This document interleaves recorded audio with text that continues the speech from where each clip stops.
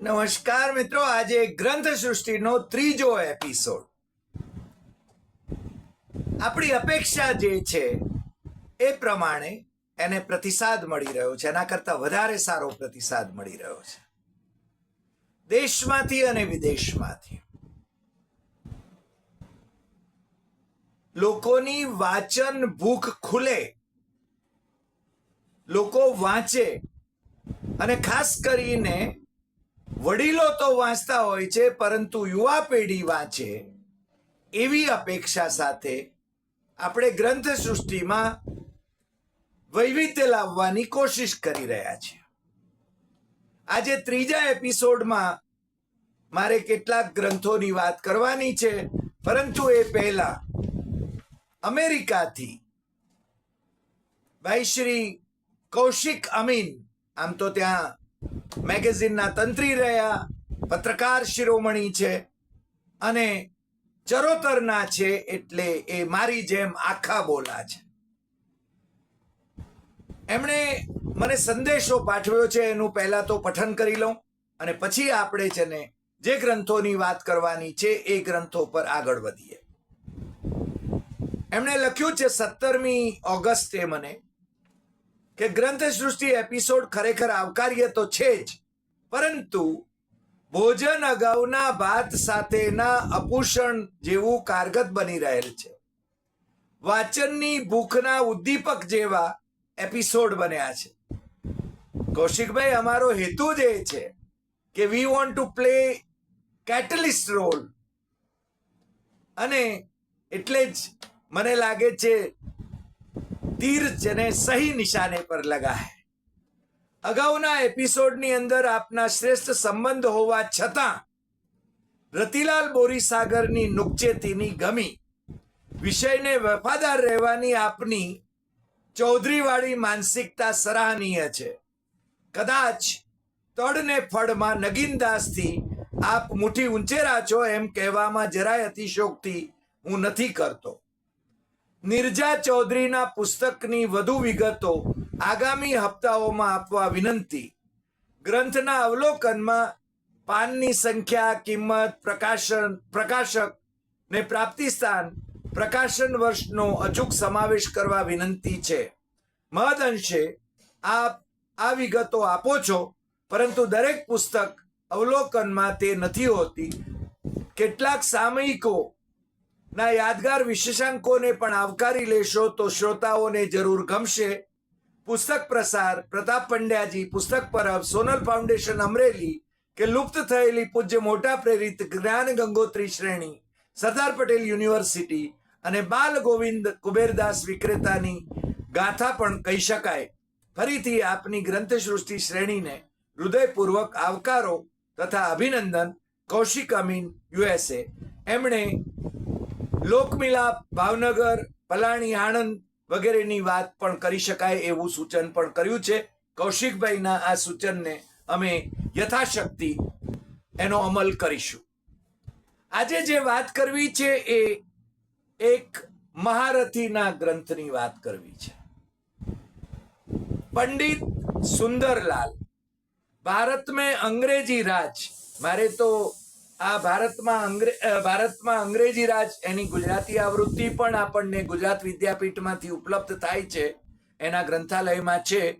અને સાથે સાથે આ હિન્દી જે બે ભાગમાં છે, ભારત મેં અંગ્રેજી રાજ સુંદરલાલ, એટલે કે પ્રથમ ખંડ અને દ્વિતીય ખંડ, એ આમ તો છેક 1929 લખાયા. પછી છે ને 1900 એ વખતે પ્રતિબંધ આવ્યો, બ્રિટિશ સરકારે એના ઉપર પ્રતિબંધ મૂક્યો, અને 1937 જ્યારે વિવિધ પ્રાંતિક સરકારો, કોંગ્રેસની પ્રાંતિક સરકારો એ વખતે સ્થપાઈ, ત્યારે એને પ્રકાશિત કરવાનું નિમિત્ત બન્યું. અને પછી તો પંડિત જવાહરલાલ નહેરુ જ્યારે વડાપ્રધાન બન્યા ત્યારે પણ ભારત સરકાર તરફથી એ પ્રકાશિત થયા. અને મારી પાસે જે આવૃત્તિ છે એ પંડિત અટલ બિહારી વાજપેયી જ્યારે વડાપ્રધાન હતા એ વખતની આ આવૃત્તિ છે, એટલે કે એમણે પ્રકાશિત કરાવેલી. ભારત સરકારના પ્રકાશન વિભાગ તરફથી સૂચના और प्रसारण मंत्रालय, भारत सरकार, पतियाला हाउस, नवी दिल्ही, આ છે ને પ્રકાશન વિભાગની એની કિંમત છે 280 રૂપિયા, અને આ બે ભાગમાં છે. પરંતુ મને એના સંદર્ભમાં હું જ્યારે વધુ વિગતો કહું છું ત્યારે મને બે બીજા ગ્રંથો જે અંગ્રેજીમાં એમના આવ્યા, અને એ પોપ્યુલર પ્રકાશન અને સેજ તરફથી આવ્યા એ ગ્રંથો પણ પંડિત સુંદરલાલની કલમે લખાયેલા અંગ્રેજીમાં જે ગ્રંથો છે એનું અંગ્રેજી પ્રકાશન થયું, જેથી વધુ લોકો સુધી પહોંચી શકે. How India lost her freedom અને બ્રિટિશ રૂલ ઇન ઇન્ડિયા, આ પણ પંડિત સુંદરલાલના. આ ત્રણેય જે બબે ગ્રંથો છે અંગ્રેજીમાં અને હિન્દીમાં, એની વિશેષતા એ છે કે આ તથ્યો આધારિત લખાયેલા ગ્રંથો છે, દસ્તાવેજો આધારિત લખાયેલા ગ્રંથો છે, અને અંગ્રેજોને ન ગમે એવી બાબતો પણ સત્યને આધારે એમણે લખી છે. કારણ એવું છે કે શાસકો હંમેશા પોતાને અનુકૂળ ઇતિહાસ લખાવવાની કોશિશ કરતા હોય છે, અને એ જ્યારે કોશિશ કરે છે શાસકો એ પ્રકારની, ત્યારે નાણાં આપીને આપણા જ ભારતીય ઇતિહાસવિદો પાસે કેવી રીતે વિકૃત ઇતિહાસનું ચિત્રણ કરાવવામાં આવ્યું છે એના દસ્તાવેજી પુરાવા પંડિત સુંદરલાલે બ્રિટિશ રૂલ ઇન ઇન્ડિયા અને હાઉ ઇન્ડિયા લોસ્ટ ફ્રીડમ એની અંદર અને આ ભારત મેં અંગ્રેજી રાજમાં એ આપ્યા છે. અને એમણે નામ ઠામ સાથે લખ્યું છે. અંગ્રેજોએ બીજાઓની પાસે પણ જે લખાવ્યા છે, ભારતીય લેખકો પાસે લખાવ્યા છે, અંગ્રેજો પાસે લખાવ્યા છે, ફ્રેન્ચ પાસે લખાવ્યા છે, ઇતિહાસકારો પાસે લખાવ્યા છે, નાણાં સાથે લખાવ્યા છે. વિદ્યા જ્યારે વેચાણ માટે મુકાય છે, વિદ્યાનું વેચાણ, વિદ્યા પુરુષો જ્યારે વેચાવા માંડે છે, જ્યારે તથ્ય અને સત્યને બદલે શાસકોને અનુકૂળ ઇતિહાસ રચવા માટે જ્યારે એ વેચાણ માટે બજારમાં ઊભા હોય છે અને લાભ મેળવવાની કોશિશ કરતા હોય છે, ત્યારે કેવી પરિસ્થિતિ થાય છે એનું હુબહુ વર્ણન એ પંડિત સુંદરલાલે કર્યું છે.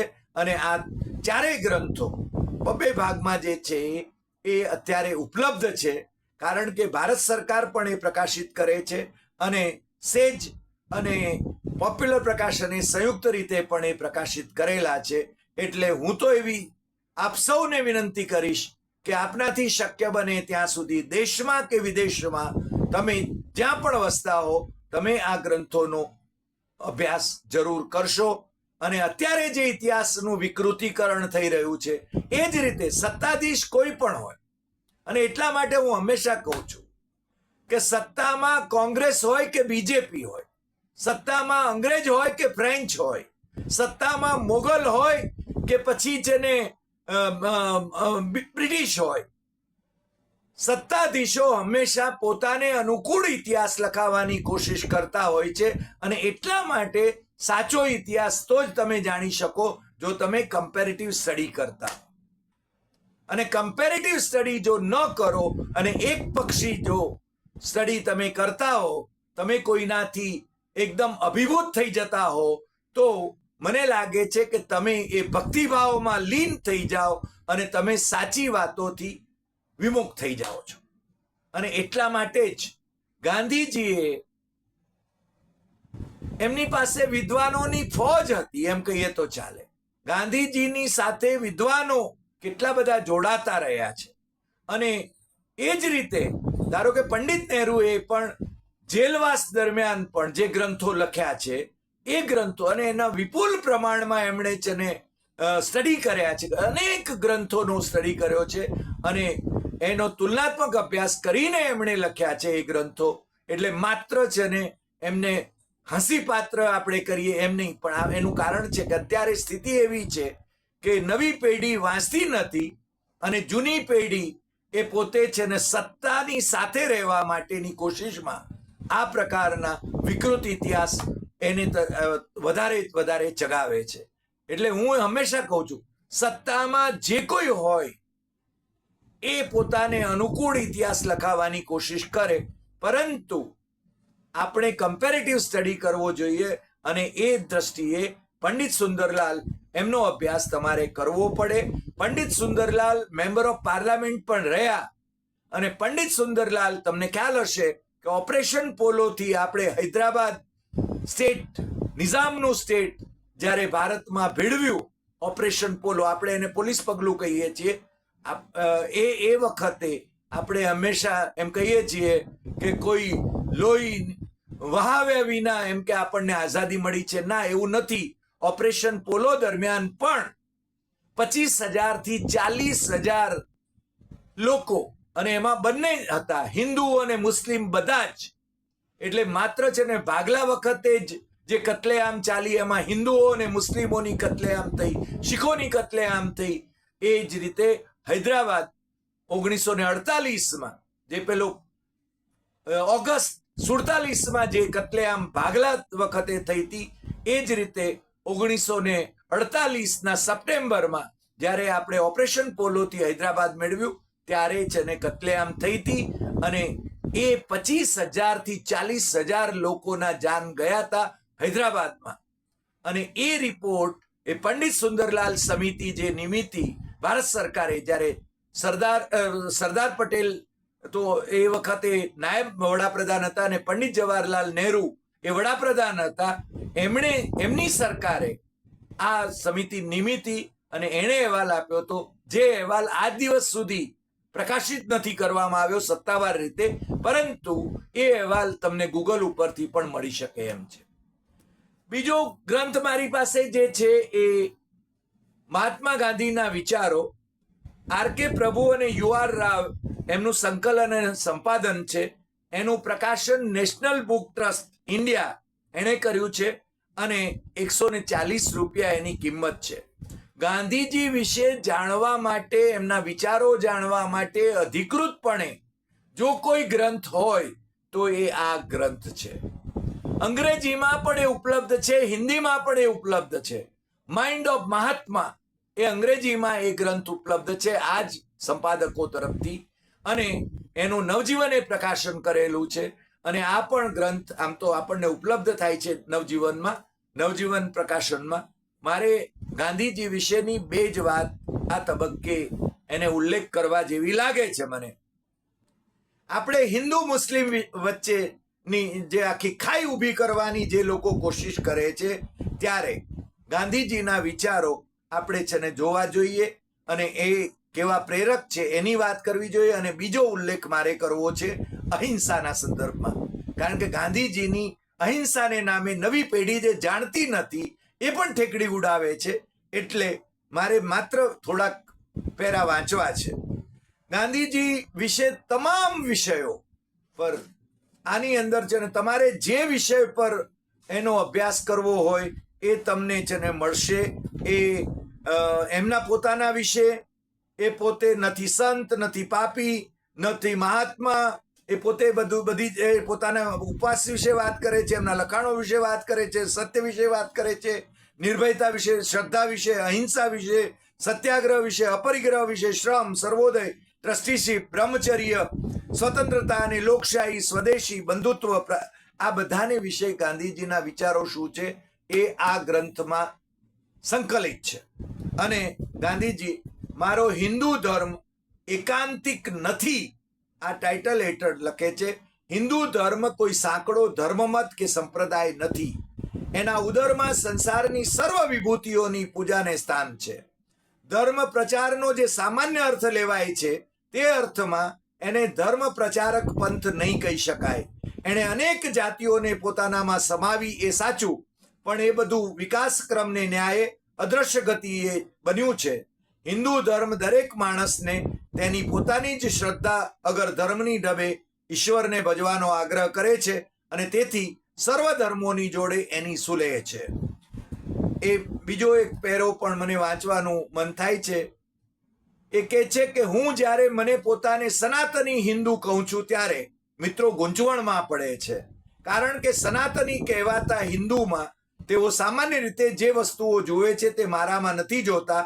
પણ તેનું કારણ એ છે કે ચુસ્ત હિન્દુ હોવા છતાં હું મારા ધર્મમાં ખ્રિસ્તી, ઇસ્લામી અને જરથોસ્તી ધર્મના ઉપદેશો માટે સ્થાન જોઉં છું. અને તેથી કેટલાકને મારો હિન્દુ ધર્મ ઘણી વસ્તુઓના મિશ્રણ જેવો લાગે છે. વારું કોઈક માણસને સારગ્રહી કહેવો એનો અર્થ એ છે કે તેનો કોઈ ધર્મ નથી. પણ મારો ધર્મ ઘણો વ્યાપક છે, જે ખ્રિસ્તીઓનો વિરોધ નથી કરતો, પ્લિમથ બ્રધરનો પણ નથી કરતો, ધર્માંધ મુસલમાનોનો પણ નહીં. મારો ધર્મ અત્યંત વ્યાપક સહિષ્ણુતાના પાયા પર રચાયેલો છે. હું કોઈ માણસને તેમાં ધર્મજનોની કૃત્યો માટે ઠપકો આપવાનો ઇનકાર કરું છું.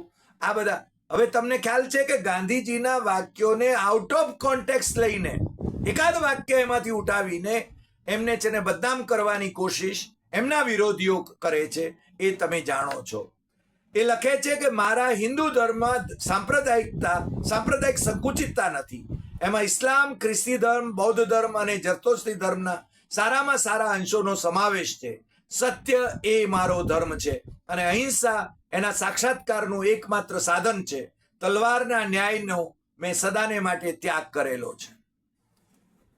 ગાંધીજીની અહિંસા વિશે જ્યારે વાત થાય ત્યારે નામર્દ લોકોની જાણે કે અહિંસા હોય એવી વાત થાય છે. ત્યારે ગાંધીજી કહે છે કે મારા અહિંસા ધર્મમાં સંકટ વેળાએ પોતાના વાલાઓને વિલા મેલી નાસી છૂટવાને સ્થાન નથી. મારવું અગર તો નામર્દાઈ પૂર્વક નાસી છૂટવું, એ બે વચ્ચે જ્યાં પસંદગી કરવાની છે ત્યાં મારો ધર્મ, મારો માર્ગ મારવાનો, હિંસા માર્ગ પસંદ કરવાનો કહેનારો છે. કારણ આંધળાને હું સૃષ્ટિ સૌંદર્યની મજા નિરખતા શીખવી શકું તો નામર્દને હું અહિંસા ધર્મ શીખવી શકું. અહિંસા તો શૌર્યની કમાલ છે અને મને જાતિ અનુભવ છે કે હિંસાના માર્ગમાં ઉછરીને કેળવાયેલા માણસોને અહિંસાના માર્ગનું ચડિયાતાપણું પુરવાર કરી બતાવવામાં મને કશી મુશ્કેલી નડી નથી. ગાંધીજીની અહિંસાના સંદર્ભમાં પણ ઘણું બધું આપણે સમજવાની જરૂર છે. જે છે ને ઘણા લોકો સમજ્યા વિના આડેધડ દેઠોક વાતો કરે છે. અને ગાંધીજી એ ધર્મ પરિવર્તનના વિરોધી હતા. તમને ખ્યાલ હશે કે મિસલેડ જે મીરાબેન એમની સાથે પેલા જે બ્રિટિશ એડમિરલના દીકરી હતા, જે એમના આશ્રમમાં રહેતા હતા, એમણે કહ્યું કે મારે હિન્દુ થવું છે. ત્યારે એમણે કહ્યું કે ના, તમારે ધર્મ બદલવાની જરૂર નથી. ગાંધીજીને મતે હિન્દુ સારો હિન્દુ બને, મુસ્લિમ સારો મુસ્લિમ બને, ખ્રિસ્તી સારો ખ્રિસ્તી બને, આ અપેક્ષિત હતું. અને એમણે મદ્રાસમાં એટલે કે ચેન્નઈમાં ખ્રિસ્તી પાદરીઓની સામે એમની વટાળ વૃત્તિ અથવા તો ધર્મ પરિવર્તન કરાવવાની જે વૃત્તિ હતી એને વખોડી હતી. એટલી એમની એક બાહોશી કહી શકાય. અને ગાંધીજી ધર્મ પરિવર્તનના વિરોધી હતા. આ વાત ઘણા લોકો વિકૃત કરીને મૂકે છે, એટલા માટે મારે કહેવી પડે છે. આપણે આજે એક બીજું પુસ્તક પણ લેવાનું છે. એ પ્રભાકર ખમાર નું સરદાર સૌના સરદાર. આ પુસ્તક મને લાગે છે ત્યાં ગુર્જર સાહિત્ય ભવને ગુર્જર સાહિત્ય પ્રકાશને પ્રકાશિત કર્યું છે. અમદાવાદના બહુ જ પ્રતિષ્ઠિત પ્રકાશને. અને એના લેખક પ્રભાકર ખમાર વર્ષો સુધી એ બાબુભાઈ જશભાઈ પટેલ જે મુખ્યમંત્રી હતા એમની સાથે એ એમના અંગત સચિવ તરીકે પણ રહ્યા. અને એ છે ને આપણું જે સરદાર સ્મારક છે શાહીબાગનું, એના એ નિદેશક તરીકે પણ રહ્યા. અને મને તો એમનો જાત અનુભવ એવો છે કે સતત વિદ્યાર્થીઓમાં સરદાર વિશેના વિચારો, સરદારને વિશે માહિતી એ સતત એને પોષક બને. એટલા માટે એ દર વર્ષે એ આયોજનો કરતા હતા. અને એમણે આ સંદેશ દૈનિકમાં મને લાગે છે કે એમણે જે શ્રેણી લખી, લેખ શ્રેણી, અને માનનીય વડાપ્રધાન નરેન્દ્ર મોદીએ એને આવકાર આપતો સંદેશો પણ આ પુસ્તકની અંદર મૂક્યો છે. પ્રભાકરભાઈ ખમારને, પ્રભાકરભાઈ તો એમની સાથે અમને બહુ જ અંગત નાતો રહ્યો. અને એમનો ખાલીપો પણ આપણને અત્યારે જરૂર વર્તાય છે. કારણ કે સરદાર વિશે એ અસ્ખલિતપણે વાત કરી શકે. એમનો વિપુલ અભ્યાસ હતો. અને મને લાગે છે કે એમણે આ પુસ્તકની અંદર સરદારના વિવિધ પાસાઓની વાત કરી છે. અમલદારોની આઈએએસ કેડરના જન્મદાતા સરદાર એ મને ખૂબ ગમતો વિષય છે. અને એમણે કહ્યું છે કે સરદાર કહેતા કે આ અમલદાર, આ એચ.એમ. પટેલ સાહેબને કોટ કરતા એમણે કહ્યું છે, કેબિનેટ સેક્રેટરી હતા એચ.એમ. પટેલ ત્યારે, આઈસીએસ અધિકારીએ, કે સરદાર કહેતા કે આ અમલદારોની મૂલવણી કરવી હોય તો એમના વજન જેટલા સોનાની કિંમત જેવા કિંમતી, they were worth their weight in gold. Sardar Patel અને સંધિ અધિકારીઓના સંબંધો વિશે એચ.એમ. પટેલના ઉચ્ચારણો ઘણું બધું કહી જાય છે. અને એ જ ને સરદાર સાહેબ એમણે એમના અધિકારીઓને છૂટ આપી હતી કે એમના મત કરતા પણ ભિન્ન મત જો હોય તો પણ એ એમને નોટ પર મૂકે, અને એમણે ઘણી વખત એમનો મત પણ બદલ્યો છે. અને દેશના હિતમાં જે કંઈ હોય એ જરૂર એ હંમેશા સ્વીકારતા હતા. વીપી મેનન જે એમના સેક્રેટરી રહ્યા, સેક્રેટરી ઓફ ધ સ્ટેટ્સ એ રહ્યા, એ લખે છે, એટલે એમને કોટ કર્યા છે એમણે, સરદાર કદી મારા કામમાં દખલ નહોતા કરતા, એમની નીતિના અમલ માટે મને પૂરી સત્તા છે. એ જ્ઞાન અને ભાન સાથે હું કામ કરતો. ઘણી બાબતોમાં એ મારું મંતવ્ય સ્વીકારતા, પણ જો એ મંતવ્ય ન હોય, જો એ સંમત ન હોય તો કારણો સહિત સમજાવતા. એ સમયે 562 રજવાડાની સમસ્યાઓ પડકારભરી હતી, છતાં સરદારની ત્વરિત નિર્ણય શક્તિ અને સમસ્યાને સુલઝાવવાની આગવી સમજ અમલદારો માટે હુંફ અને પ્રેરણા આપતા હતા. એટલે અમલદારો વિશે પણ જે સરદાર સાહેબે કોન્સ્ટિટ્યુઅન્ટ એસેમ્બલીમાં પણ જે વાત કરી છે એ વાત પણ જેને બહુ જ મહત્વની છે. એક પ્રસંગ, આમાં ઘણા બધા એવા પ્રસંગો છે કે કયાને હું ટાંકું અને કયાને ન ટાંકું એવું મને લાગે છે. ગ્વાલિયરના રાજમાતા વિજયરાજે સિંધિયા જે હતા એમનો એ પડદામાં રહેવાનું એમણે હતું, તમને ખ્યાલ હશે. તો સરદાર સાહેબે એમનો પડદો એમનો છે ને છોડાવ્યો હતો. પોતાના પ્રિન્સેસ નામના પુસ્તકમાં શ્રીમતી વિજયરાજે લખ્યું છે કે 1947માં સરદાર સત્તા પલટા અંગે ગ્વાલિયર આવ્યા હતા. હું ને મારા પતિ એમને મળ્યા. અમને સરદારે પ્રભાવિત કર્યા હતા. મેં તેમને બહેનોની સભાને સંબોધવા આમંત્રણ આપ્યું. તેઓએ હા પાડી, સાથે શરત કરી કે સભા ખુલ્લી હોવી જોઈએ અને મહારાણીએ પણ પડદો રાખ્યા વિના મંચ પર હાજર રહેવાનું. મેં શરત માન્ય રાખી. સભામાં મેં સરદારનો પરિચય આપ્યો. સરદારે સભામાં કહ્યું કે તમે માતા અને બહેનો છો, તો પછી તમારી અને પુરુષો વચ્ચે પડદો કેવી રીતે હોઈ શકે? મહારાણીએ નોંધ્યું છે કે લોકો મોટી સંખ્યામાં સરદારને સાંભળવા આવ્યા હતા. ઉપરાંત તેઓ મહારાણીને પડદા વિના ઉઘાડા મોઢે જોવા ઉમટ્યા હતા. મહારાણીએ લખ્યું કે પછી મેં કદી પડદો પહેર્યો નહોતો. આ એમની વાત કરે છે. તમને ખ્યાલ હશે કે મહારાણી એટલે કે વિજયરાજે સિંધિયા એ શ્રીમતી ઇન્દિરા ગાંધી જે આપણા પ્રાઇમ મિનિસ્ટર હતા, નહેરુના પ્રથમ પ્રાઇમ મિનિસ્ટર પંડિત નહેરુના પુત્રી હતા, એમના અંગત સખી હતા અને કોંગ્રેસના મેમ્બર ઓફ પાર્લામેન્ટ હતા. 1967માં એ કોંગ્રેસથી અલગ થયા અને સ્વતંત્ર પક્ષ અને જનસંઘ આ બંને પક્ષ પર એમણે ચૂંટણી લડ્યા. પછી એ જનસંઘ સાથે રહ્યા. 1980માં જ્યારે ભારતીય જનતા પાર્ટીની સ્થાપના થઈ અને એનું પહેલું અધિવેશન મુંબઈમાં મળ્યું, ત્યારે ગાંધીયન સોશિયલિઝમ એ અટલ બિહારી વાજપેયીનો આગ્રહ હતો કે આપણે ગાંધીયન સોશિયલિઝમ સ્વીકારીએ, કારણ કે ભાજપના પહેલા અધ્યક્ષ એ અટલ બિહારી વાજપેયી હતા, પંડિત વાજપેયી હતા. પણ એ વખતે એનો ગાંધીયન સોશિયલિઝમનો સૌથી આક્રમક રીતે વિરોધ જો કોઈ બે જણાએ કર્યો હોય તો એ રાજમાતા સિંધિયા અને ભૈરોસિંહ શેખાવત. જોકે પછી તો ગાંધીયન સોશિયલિઝમને ભારતીય જનતા પાર્ટીએ આમે પોતાની નીતિમાંથી ફગાવી દીધો. પણ આ સરદાર સાહેબનું જે પુસ્તક છે એ પુસ્તક એની અંદર અનેક ઘટનાઓનો સરસ રીતે ઉલ્લેખ કરવામાં આવ્યો છે. અને હું એના માટે પ્રભાકરભાઈનું તો કામ ચોક્કસ હોય. આપણે સરદારની વાત આવે ત્યારે ઘણી વખતે વધારે પડતા ઇમોશનલ થઈ જઈએ છીએ, પરંતુ સરદાર વિશે ઘણા લોકો ઇમોશન્સથી વાતો કરે છે. એના કરતા તથ્યોને આધારે આપણે વાત કરવી જોઈએ. અને હું સરદાર વલ્લભભાઈ ના સંશોધન સંસ્થા શેરલિપનો સંસ્થાપક નિયામક પણ રહ્યો, એટલે મને સરદાર સાહેબના જીવન અને એમના કાર્યો વિશેના અલગ અલગ પાસાઓનો અભ્યાસ કરવાની પણ તક મળી. બહુ જ મહત્વનું એક પુસ્તક છે અને આઉટ ઓફ પ્રિન્ટ છે. આમ તો વીજળી હાજી કાસમની YM ચિતલવાલા લિખિત આ પુસ્તક છે. અને આમ તો હસમુખભાઈ શાહ દર્શક ઇતિહાસ નિધિના અધ્યક્ષ તરીકે એમણે આ પુસ્તકનું પ્રકાશન 2010માં પહેલી આવૃત્તિ એની આવી, પછી એની કોઈ આવૃત્તિ આવી નથી. પરંતુ આપણને બધાને ટાઇટેનિકની વાત યાદ છે. ટાઇટેનિકની ચર્ચા બહુ છે, ફિલ્મ પણ બને ટાઇટેનિક ઉપર. પણ આપણી જે વીજળીની વાત છે એ સ્ટીમરની, બંને સ્ટીમરો ઇંગ્લેન્ડમાં જ તૈયાર થઈ હતી. વીજળીની માલિકી લંડન શેફર્ડ કંપનીની હતી અને લંડનમાં રજીસ્ટર થયેલી, પણ મુંબઈ પાસે આવેલા વૈતરણા નદીના નામ પરથી તેનું ઔપચારિક નામ વૈતરણા હતું. ગુજરાતના લોકો તેને લાડમાં વીજળી કહેતા. વીજળી 1885માં બંધાઈ હતી. તે કચ્છ અને મુંબઈ વચ્ચે અવરજવર કરતી હતી. તેના કેપ્ટનનું નામ હતું કાસમ ઇબ્રાહિમ.